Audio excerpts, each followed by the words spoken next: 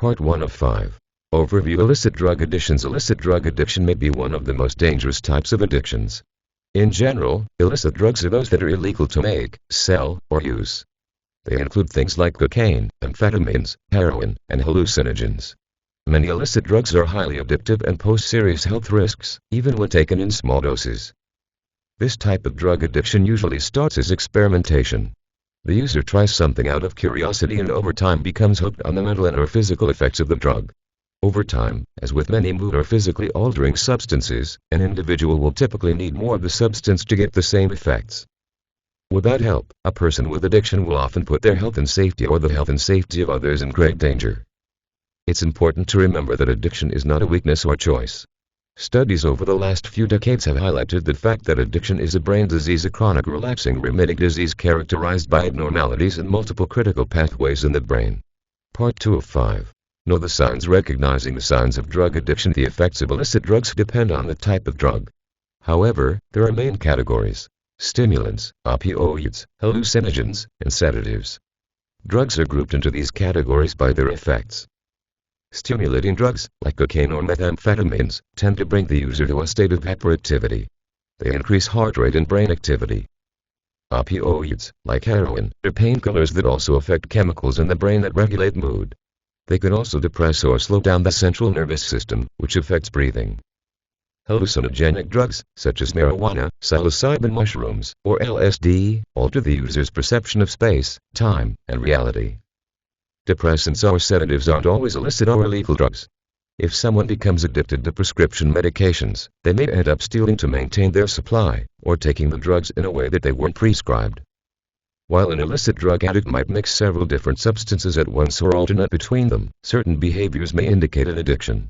Significant, unusual, or sudden change in energy level, aggressive behavior or violent mood swings, preoccupation with getting and using the drug of choice, withdrawal from friends and family, new friendships with other users, or attending social events only where the drug will be present, chronic health problems or continued use of the drug despite physical risks, behavior which violates one's personal morals or values in order to obtain drug of choice, legal or professional consequences from illicit drug use such as an arrest or loss of job. Signs of stimulant drug abuse include increased blood pressure or body temperature, weight loss or diseases related to vitamin deficiencies due to malnutrition, skin disorders or ulcers, insomnia, depression, consistently dilated pupils. Opioid addiction can cause immune system weakness through malnutrition, infections pass through blood, gastrointestinal issues, problems breathing. Drugs like heroin make you drowsy, so abusers will nod off, as if they are extremely tired.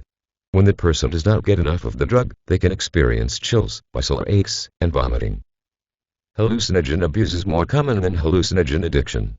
Signs of abuse or intoxication can include dilated pupils, uncoordinated movements, high blood pressure, dizziness, vomiting, in some cases, suicidal or violent mood. Part 3 of 5.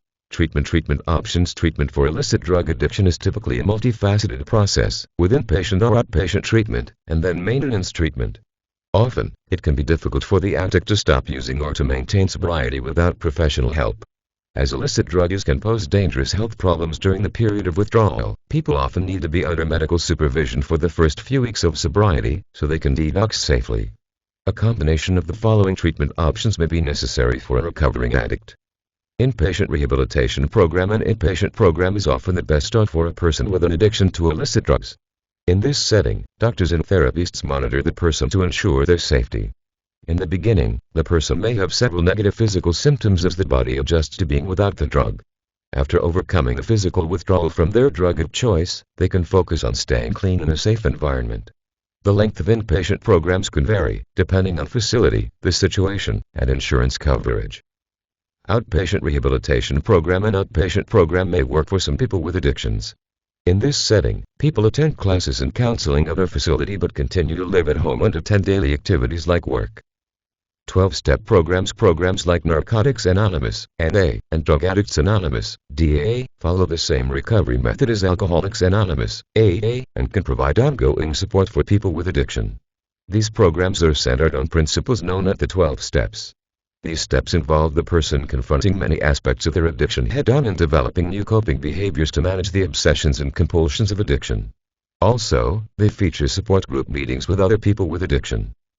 Psychotherapy or cognitive behavioral therapy. A person with addiction may also benefit from individual therapy. Drug addiction often coexists with substantial emotional issues that need to be dealt with in order to change self-destructive patterns. Also, a therapist can help you cope with the many emotions that may be present during the recovery process. A person with addiction may have to deal with depression as they come to grips with the pain that his or her drug problem has caused. Guilt and shame are also common feelings that can be worked through in therapy. Medication. In some cases, medication is necessary to help overcome cravings or urges. Methadone is one drug that is used to help heroin addicts beat addiction. Recently, buprenorphine, Suboxone, has become available to help opiate addicts manage cravings. Sometimes, a person first turns to drugs to deal with mental health issues.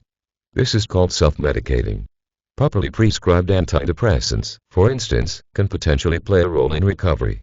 Illicit drugs can often alter brain chemicals, complicating or uncovering pre-existing mental health conditions.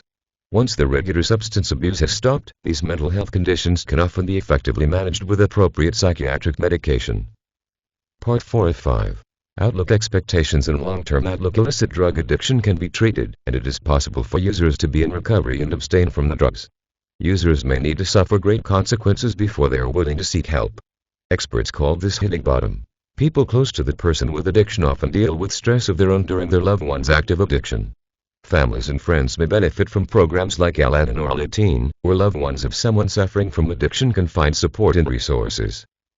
People with addiction often say they are never cured, but learn to cope with their disease. Treatment is often a multifaceted process that can include periodic relapses. It's important to develop a strong support system of other clean and sober people to help aid in long-term recovery. Part 5 of 5.